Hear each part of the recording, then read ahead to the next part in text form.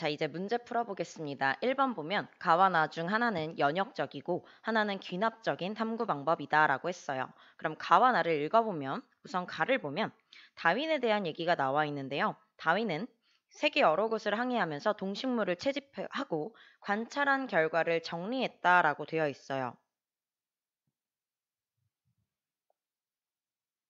그리고 이 관찰한 결과를 토대로 생물은 진화한다라는 결론을 내렸대요. 관찰한 것을 토대로 결론을 내리고 있으므로 귀납적인 탐구 방법임을 알 수 있죠. 나를 볼게요. 나는 레디에 대한 얘기가 나와 있는데 레디는 고기 주위에 파리가 물려둔 후 구더기가 생긴 것을 보고 구더기는 파리로부터 생길 것이다 라는 생각을 하였대요. 뭐뭐 할 것이다 나와 있으므로 이거 뭘 설정하고 있는 중이죠? 가설 설정하는 중이죠. 그리고 그 다음 문장 보면 이후 실험을 통해 이를 검증했다라고 되어 있어요. 가설을 설정하고 실험을 하네요. 그러면 연역적인 탐구 방법이죠. 1번 보겠습니다. 기억은 가설 설정 단계이냐? 기억을 보면 구더기가 생긴 것을 보고라고 문장이 보았다로 끝나고 있어요. 관찰 단계이죠. 가설 설정 단계는 그 다음 문장입니다. 구더기는 파리로부터 생길 것이다 라는 생각을 하였다. 이 부분이 가설 설정 단계이지 기억 부분은 관찰 또는 문제인식 단계라고 볼 수 있어요. 그래서 1번은 X이고요. 2번 볼게요. 연역적 탐구 방법에서는 대조 실험해야 하죠. 대조군과 실험군을 설치해서 실험해야 합니다. 3번 볼게요. 관찰 결과를 종합하고 분석하여 결론을 이끌어내는 연구 방법. 관찰을 통해 결론을 이끌어내는 건 귀납적인 탐구 방법이죠. 따라서 가이다. 맞습니다. 자, 2번으로 넘어갈게요. 그림은 생명과학의 탐구 방법 중 하나를 나타낸 것이다. 기억과 니은은 결론 도출과 탐구 설계 중 하나이다 라고 되어 있습니다. 여기 개념도를 봤더니 관찰 및 문제인식, 다음에 가설 설정 단계가 들어있어요. 그러면 생명과학의 탐구 방법 중 연역적인 탐구 방법을 나타내고 있죠. 가설을 설정한 후에는 그 가설이 맞는지 실험을 해봐야 됩니다. 그래서 기억에는 탐구 설계가 들어가겠고요. 탐구를 설계한 후에는 탐구를 수행을 하죠. 그러면 결과가 나올 테고 그 결과 분석한 것을 토대로 결론을 도출하게 됩니다. 따라서 니은은 결론 도출이 되죠. 1번 귀납적이 아니라 연역적인 탐구 방법이다라고 해야 되고 2번 기억은 탐구 설계이다 맞습니다. 3번 대조군은 니은에서 설정하냐 대조군과 실험군은 탐구를 설계할 때 설정을 해야겠죠. 그래서 니은이 아니라 기억에서 설정한다라고 해야 합니다. 자, 이제 3번 볼게요.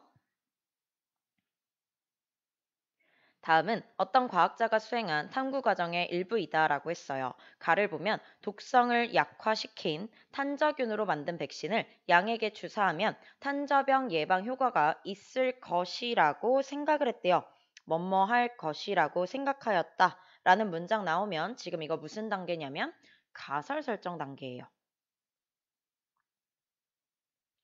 나 볼게요. 동일한 조건의 양을 집단 A, B로 나눈 뒤 A에게만 기억을 주사하고 B에게는 기억을 주사하지 않았대요. 무슨 실험을 하는 중이죠? 대조 실험하는 중이죠.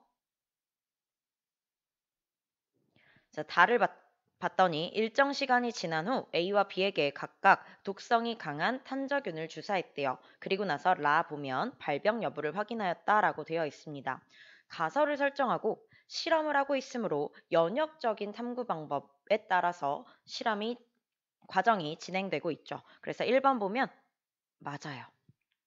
2번 기억의 주사 여부는 종속 변인에 해당하냐?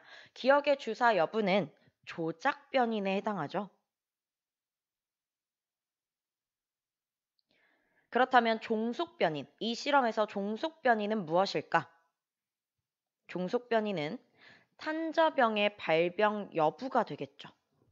조작 변인은 백신의 유무가 될 거고요. 백신의 주사 여부가 될 거고요. 종속 변이는 탄저병의 발병 여부가 될 거예요. 자, 3번 나에서 대조군이 설정되었다. 맞습니다. 2번은 X이고요. 대조군과 실험군이 모두 설정되고 있죠. 자, 4번 넘어갈게요.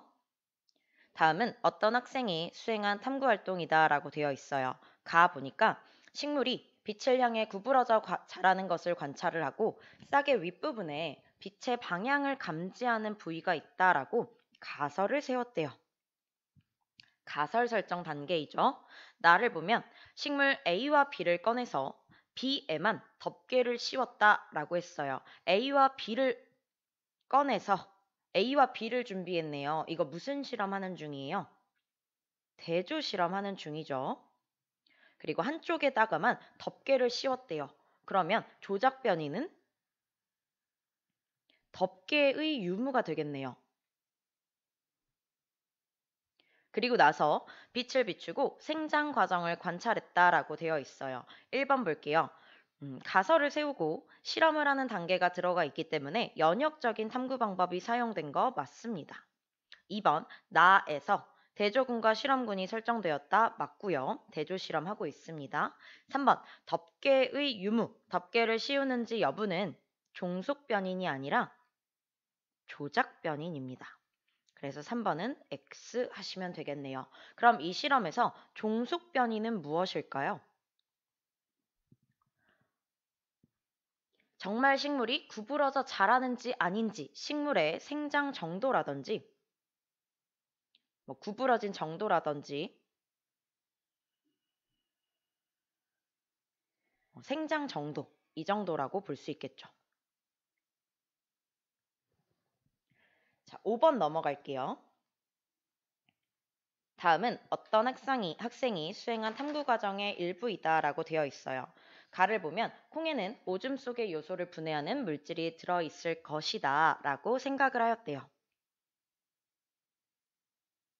뭐뭐 할 것이다 라고 생각하였다. 가설 설정 단계이죠. 나를 보면 비커 1, 2를 준비해서 표와 같이 물질을 넣은 후 BTB 용액을 첨가했다 라고 되어 있어요. 비커 1과 2에서 차이점은요. 생콩즙을 넣냐, 넣지 않냐의 차이임을 볼 수 있죠. 그럼 비커 1과 2는 하나는 대조군이고 하나는 실험군이죠. 생콩즙을 넣은 게 바로 실험군이 될 거고 비커 1, 생콩즙을 넣지 않은 게 대조군이 될 거예요. 그리고 나서 용액의 색깔 변화를 관찰했다라고 되어 있습니다. 자, 지금 이 실험은 가설 설정 단계에 들어가 있고요. 그리고 대조 실험을 통해 결론을 도출하고 있어요. 연역적 탐구 방법에 따르고 있죠. 1번은 X입니다. 2번 나에서 대조 실험을 수행하였다. 네, 대조군과 실험군을 설치하였습니다. 맞고요. 3번 생콩즙의 첨가 유무는 종속 변인이 아니라 딱 하나 변화시킨 변인인 조작 변인입니다. 따라서 X예요. 그럼 이 실험에서 종속 변인은 뭐가 될까요? 용액의 색 변화가 되겠죠. 용액의 색 변화가 종속 변인이 되고 생콩즙의 첨가 유무는 조작 변인이 됩니다. 자, 6번 볼게요. 다음은 먹이 섭취량이 동물 종 A의 생존에 미치는 영향을 알아보기 위한 실험이다 라고 했어요. 자, 우선 수컷 개체 200마리를 준비를 해서 100마리씩 집단 A, B로 나누었다 라고 했습니다. A에는 충분한 양의 먹이를 제공하고요. B에는 먹이 섭취량을 제한하면서 배양을 했대요. 지금 무슨 실험하는 중이죠? 대조 실험하는 중이죠. 대조군과 실험군을 설치해서 실험하고 있는 거 볼 수 있어요. 자, 실험 결과는 A와 B에서 시간에 따른 A의 생존 개체 수를 나타냈다라고 했습니다. 자, 이 실험에서 조작 변이는 무엇인 것 같아요? 대조군과 실험군에서 서로 다르게 제공한 것, 먹이의 양이죠. 한쪽은 충분한 양을 줬고 한쪽은 섭취량을 제한했어요. 먹이의 양이 조작 변인이 됩니다. 그럼 종속 변이는 무엇일까요? 이 실험에서 알아보고자 한 결론은 A의 생존 개체 수이죠. 그럼 종속 변이는 생존 개체 수가 되겠네요.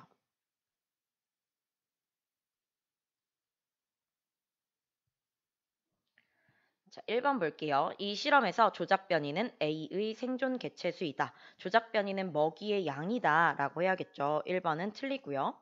2번 구간 1에서 사망한 A의 개체수는 A에서가 B에서보다 많냐? 이건 그냥 자료를 그대로 읽어보시면 되겠습니다. 구간 1을 보면 A가 훨씬 더 빠르게 감소하고 있죠. 생존한 개체수가 그 구간 1 동안 더 죽은 애들이 훨씬 많아요. 그래서 사망한 개체수는 A에서가 B에서보다 많다. 맞죠? 기울기가 더 급하게 감소하고 있어요.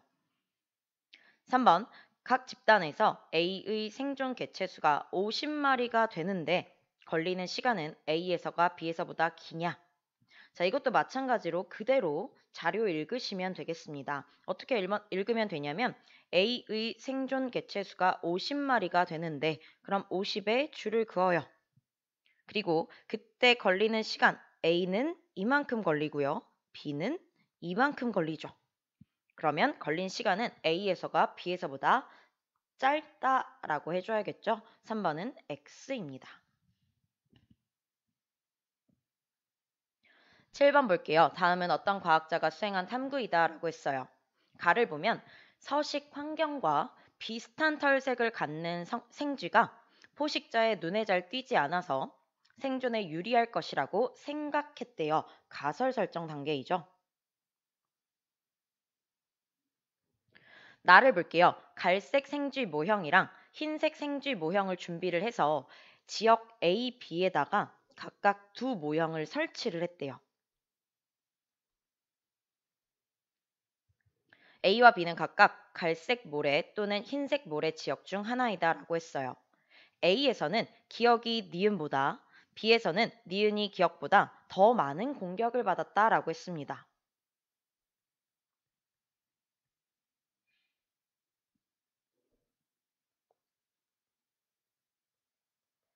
자, 그리고 라를 보세요. 결론이 뭐냐면 서식 환경이랑 비슷한 털색을 가지고 있으면 정말 생존에 유리하다라는 게 결론이에요. 자, 그러면 A 지역에서 기억이 공격을 더 많이 받았다라는 건 기억이 A 지역과 색깔이 다르다란 뜻이 되겠죠. 그런데 기억은 갈색 생쥐 모형이었어요. 땅이랑 색깔이 다르니까 훨씬 더 많이 공격을 받았을 거 아니야. 그래서 A는 흰색 모래가 돼요. 반대로 B는 갈색 모래가 되고요. 니은이 더 많이 공격을 받았으니까 그렇게 해석할 수 있겠죠. 니은은 흰색 생쥐 모형인데 B 지역에서는 훨씬 공격을 많이 받아요. 그러면 니은은 땅색이랑 다른 색깔의 몸을 가지고 있었겠죠. 자, 1번 볼게요. A는 갈색 모래 지역이 아니라 흰색 모래 지역입니다. 2번 가설을 설정해서 A, B 대조군을 설정을 해서 대조군과 실험군을 설정해서 대조 실험하고 있으므로 연역적 탐구 방법 맞습니다. 자, 3번 볼게요. A는 생물의 특성 중 적응과 진화의 예에 해당한다. 비슷한 털색을 가졌더니 생존에 유리했대요. 잘 살아남기 위해 자신의 몸의 색깔을 변화시킨 적응과 진화의 예라고 할 수 있습니다. 자, 마지막 8번 보겠습니다. 다음은 어떤 과학자가 수행한 탐구래. 가를 보면 딱총새우가 서식하는 산호의 주변에는 산호의 천적인 불가사리가 적게 관찰되는 것을 봤대요. 자, 산호가 있는데 이 주변에 만약에 딱총새우가 서식하고 있으면 산호의 천적인 불가사리가 잘 관찰되지 않는데요. 그래서 어떻게 생각을 했냐면 이 과학자는 딱총새우가 산호를 불가사리로부터 보호해 줄 것이라고 생각을 했대요. 뭐뭐 할 것이라고 생각했다. 가설 설정 단계이죠. 그래서 나 단계를 보니 같은 지역에 있는 산호들을 집단 A와 B로 나눴어요. 대조 실험하고 있네요. A에서는 딱총새우를 그대로 두고요. B에서는 딱총새우를 제거하였습니다.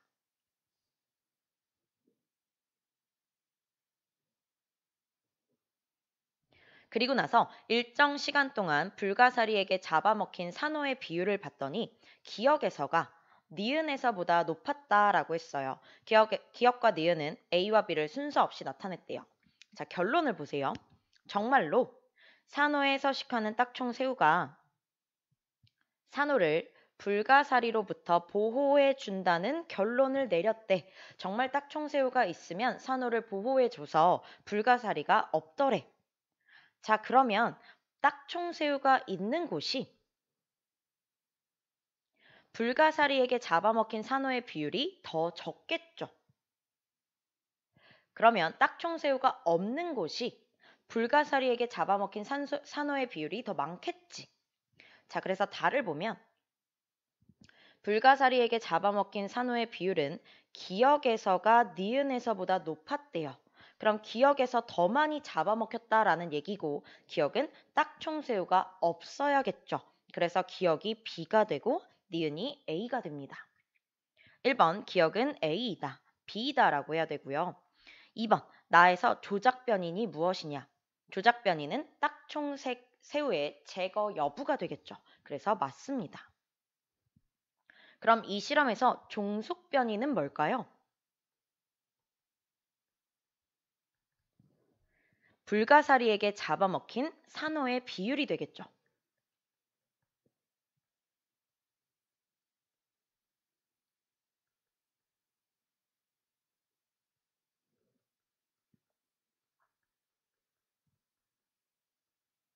자, 여기까지 해서 문제를 풀어봤고요. 여러분들이 이 단원에서 문제를 풀 때는 제시문을 읽고 조작변인과 종속변인 찾을 수 있어야 되고요. 그 다음에 연역적인 탐구 방법인지 귀납적인 탐구 방법인지 찾으실 수 있으시면 되겠습니다.